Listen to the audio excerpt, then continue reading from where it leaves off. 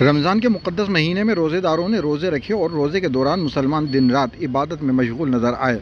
अल सुबह सहरी के बाद से ही रात को तरावी तक इबादत का दौर जारी रहा, क्योंकि ये महीना रहमतों और बरकतों का है और इसी महीने में कुरान पाक नाजिल हुआ था। अल्लाह ताला इस महीने की बरकत से रोज़ेदारों को हिम्मत और ताकत अता करते हैं। खुदावंद करीम इस माह की बरकत से नफिल नमाज़ों का सवाब फ़र्ज़ों के बराबर अता फ़रमाता है। इस महीने को 3 अशरों में बांटा गया है। पहला अशरा रहमत का, दूसरा अशरा मग़फ़िरत का और तीसरा अशरा निजात का है। कल चाँद दिखने के बाद ही मुसलमानों के चेहरों पर खुशी नज़र आई। चाँद नज़र आते ही मुक़र्रर वक्त पर ख़ास तरावी की नमाज़ अदा की गई।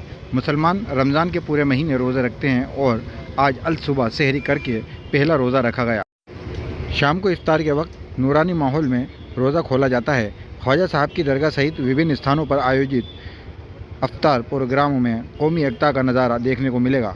रमज़ान के पूरे महीने ये सिलसिला चलता रहेगा।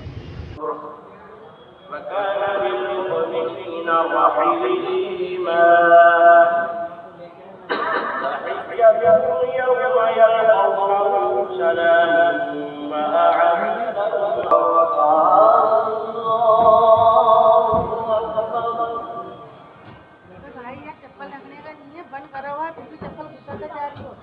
सफाई वाला को आने दो, फिर الله